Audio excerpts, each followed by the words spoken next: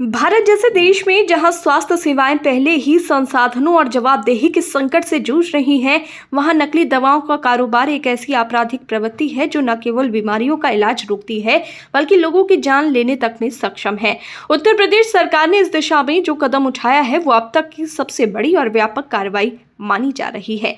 मुख्यमंत्री योगी आदित्यनाथ के स्पष्ट निर्देशों पर पूरे प्रदेश में खाद्य सुरक्षा एवं औषधि प्रशासन विभाग FSDA ने छापेमारी अभियान चलाकर 30 करोड़ 77 लाख रुपए की नकली दवाएं जब्त की हैं। इस दौरान 68 लोगों को गिरफ्तार किया गया और 1166 दवा कारोबारियों के लाइसेंस रद्द कर दिए गए। इसके अतिरिक्त 6 दवा निर्माण कंपनियों और 5 ब्लड बैंक के लाइसेंस भी निरस्त कर दिए गए हैं, जिससे इस अपराध के नेटवर्क की गहराई और विस्तार का अनुमान लगाया जा सकता है। ये कार्रवाई मात्र कुछ सीमित जिलों तक नहीं रही, बल्कि इसका प्रभाव पूरे देश में महसूस किया गया।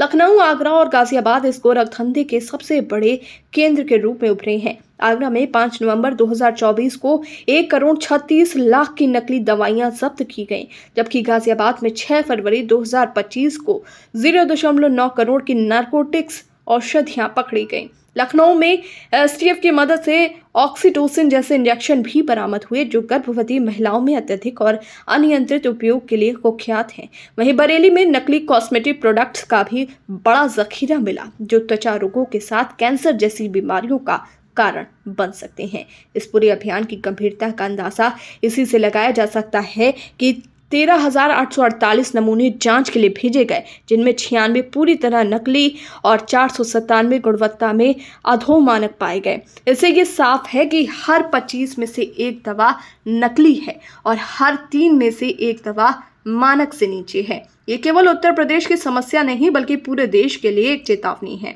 जैसे संवेदनशील क्षेत्र में ऐसी लापरवाही या अपराध सीधे सीधे जन स्वास्थ्य पर हमला है। खास बात यह है कि इस बार सरकार ने आयुर्वेदिक दवाओं की आड़ में बेची जा रही एलोपैथिक दवाओं पर भी नजर रखी है। ऐसे 14 संदिग्ध नमूनों की जांच अभी चल रही है। ये प्रैक्टिस बहुत ही खतरनाक है, क्योंकि आयुर्वेद के नाम पर बिना उचित अनुमोदन और जानकारी के एलोपैथिक दवाओं को बाजार में उतार देना दोहरी धोखाधड़ी है, पहली सरकार के साथ और दूसरी जनता के स्वास्थ्य के साथ। सीएम योगी आदित्यनाथ का यह कहना कि उत्तर प्रदेश में नकली दवा बेचने वालों के लिए कोई जगह नहीं है, केवल बयानबाजी नहीं बल्कि एक चेतावनी है। उन्होंने ये भी साफ किया कि ये कार्रवाई ड्रग माफिया पर सीधा प्रहार है और भविष्य में ऐसे अभियानों को और तेज किया जाएगा। यह न केवल प्रदेश के नागरिकों के स्वास्थ्य की सुरक्षा है, बल्कि देश भर के लिए एक उदाहरण है कि राजनीतिक इच्छा शक्ति हो तो व्यवस्थाओं को झकझोरा जा सकता है। हालांकि ये भी जरूरी है कि इस कार्रवाई के बाद कुछ ठोस सवाल उठाए जाएं। आखिर ये नकली दवाओं का नेटवर्क इतने वर्षों तक कैसे फलता फूलता रहा? क्या इसमें विभागीय लापरवाही या मिलीभगत थी? अगर हाँ, तो क्या उन अधिकारियों पर भी कार्रवाई हुई जो इस पूरे खेल के मूक दर्शक या सहभागी रहे? लाइसेंस रद्द कर देने या गिरफ्तारी कर लेने भर से समस्या का समाधान नहीं होगा। जरूरी ये है कि इस पूरे नेटवर्क की जड़ तक पहुंचा जाए और एक पारदर्शी व्यवस्था स्थापित की जाए, जिसमें दवाओं की गुणवत्ता की नियमित निगरानी हो। ये भी देखा जाना चाहिए कि क्या केंद्र सरकार इस अभियान को पूरे देश में दोहराने की इच्छुक है।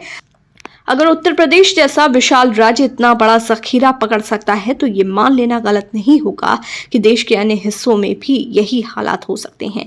इसलिए ये वक्त केवल तालियां बजाने का नहीं है, बल्कि एक व्यापक राष्ट्रीय स्तर की रणनीति बनाने का है।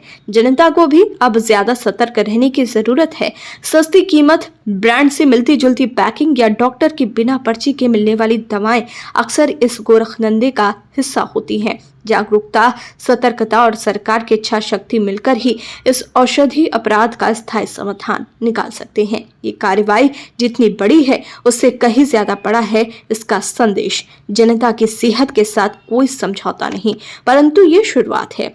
मंजिल तब मिलेगी जब न केवल दवा बल्कि पूरे स्वास्थ्य तंत्र में पारदर्शिता और उत्तरदायित्व स्थापित हो सके।